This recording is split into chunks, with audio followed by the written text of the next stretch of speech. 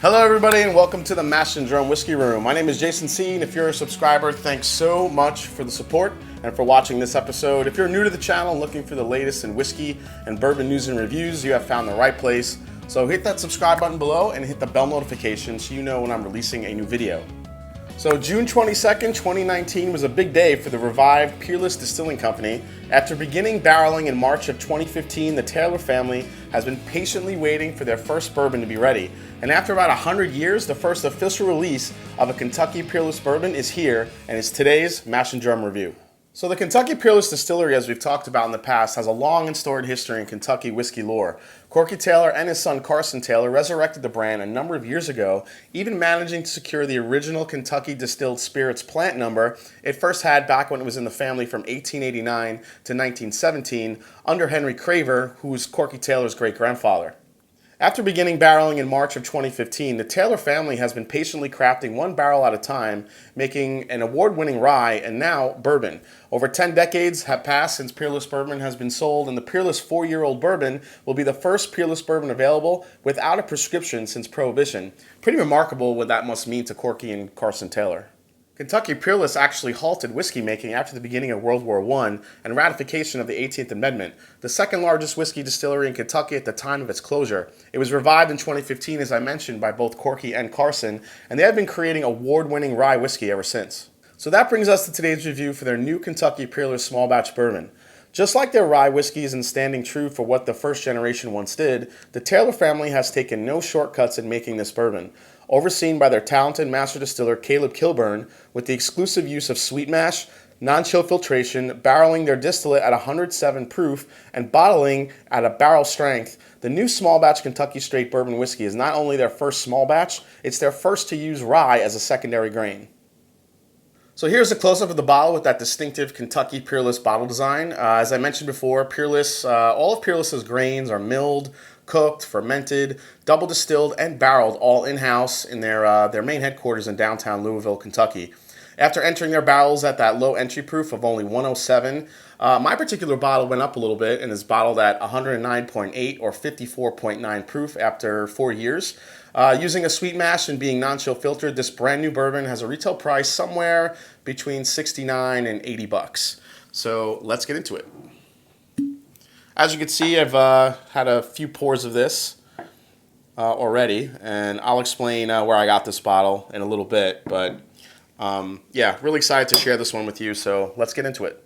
All right, guys, so before we get into it, I want to thank Bobby and Sam at iWhiskey She Wines for allowing me to use their bottle to review for this video. So if you guys haven't checked out iWhiskey She Wines with Bobby and Sam, I'll leave a link up there. You guys can go check out their channel. They're doing a really great job with their review, so thanks again, guys.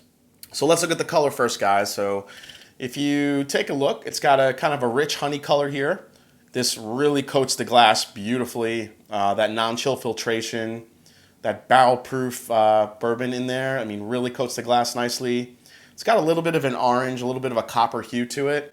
Really nice color bourbon. Like I said, sticks to the glass well. All right, guys, let's go into the nose. Here we go. Yeah, so right out of the glass first, this is really sweetened up a lot. When we first opened it, we got a very big yeasty smell, almost like a rye bread. I couldn't find the mash bill for this, but I'm guessing this is a higher rye mash bill because it is very, a little bit more rye forward, I think, on the nose. But this has really opened up nicely. It's really sweet. There is a lot of vanilla in here, like toasted sugars. This has a really nice fruitiness to it. I think it's more of brighter fruits here. It's almost like a pack of juicy fruit gum. It's got that sugary sweetness with that fruity characteristic to it. It's really nice on the nose. A lot of vanilla, a lot of caramel. It doesn't smell like it's a young bourbon too much. It's got a little bit of youth to it, but it really has a really developed nose for a 4-year-old bourbon. There is the one note that has really kind of punched its way through here is a ton of cinnamon. There's a lot of cinnamon that I'm getting out of this glass, which is really nice. So rich vanillas, rich caramels, a ton of like that juicy fruit type flavor to it. Some oak, a lot of cinnamon.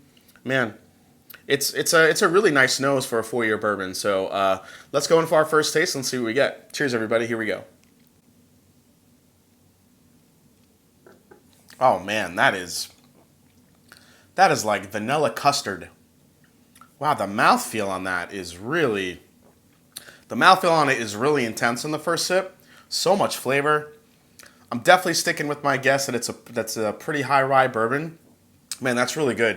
Well, let's go on for a second sip and see what we get with these flavors. Here we go. Yeah, so those fruit flavors are definitely translating to the palate. Right up front, you get that nice burst of like vanilla custard. Then it gets a little bit more fruity as it works its way back. Starting to get like these bright citrus notes, maybe some orange, maybe some lemon in there. Very, very bright. And then you're getting this really beautiful, finish on it. But I do really like the rye. There's definitely a good amount of rye in here. I'm getting a beautiful rye spice right on the end with that citrus burst and that pepperiness that's just kind of sticking around. So far, the first 2 sips are really good. We did really like this when we first opened it, but it's gotten a little bit better here. Let's go for another sip. Here we go. Yeah. I mean, look, this isn't overly complex, but what you're getting here, you're getting kind of all 3 or 4 different things you love about a great bourbon. You're getting a nice burst of that quintessential caramel, vanilla, and that oak right on the front, and it almost tingles the tip of your tongue with that rye spice. Then as it works its way back, you're getting a little bit more that fruity characteristic that comes in. You're getting some orange zest. You're getting maybe a little bit of a lemon characteristic there. Then as it works its way back, man, the rye spice really takes over and leaves a long lingering pepperiness. And that pepperiness is actually kind of staying down in your chest. This is kind of a medium finish, which is really nice. But I think combined with that rye pepperiness, it's really just sticking around. It's a beautiful finish on it, but the mouthfeel on this, it's real. That's what's most impressing me about this. It coats the palate. It sticks to the sides of your mouth. The way those peppery spices and the citrus notes kind of stick to the sides of your tongue. It's really nice. Let's go for one more sip here. Cheers. Yeah, and it's staying very consistent. You're still getting the spice up front, vanilla, custard. Yeah, this tastes like if you took a creme brulee with some not too dark of a brown sugar topping, just kind of a light brown sugar topping, and then you had some powdered sugar on there, and then maybe you had some lemon zest or some orange zest on top of that. It's so creamy on the mouthfeel. I know it's weird to kind of say that a bourbon is creamy, but it really is. The mouthfeel on it is really nice. It's really coating well. The finish on it. Let's go for one more sip. We'll go through the whole experience here. Cheers. Oh, that last sip was actually, I got an orange blossom honey type punch to it. That was really interesting. I didn't get that on the first few sips. All of a sudden, this orange blossom honey burst just kind of came through right in the mid palate. Yeah, so like I said, right in the front of the palate, some vanilla, some caramel, maybe like a lightly toasted creme brulee. Coats the palate really well as it works its way back. You start getting those fruit flavors in there. That orange blossom honey characteristic is kind of showing itself now, even a little bit more and more. It's really good. Then the rye spice in the back end kind of takes over. You're left with this really beautiful pepperiness, a little bit of a citrus too on the back end. Man. All right, so to wrap things up, let's talk about price. At the distillery, after tax, this was about $80. If you're in the market to buy a new bourbon or try a new bourbon, $80 might be a little bit steep for you, especially if you're just starting out getting into bourbon, and I understand that. But if you're a bourbon whiskey enthusiast like I am, I think what you're getting out of this bottle is pretty remarkable.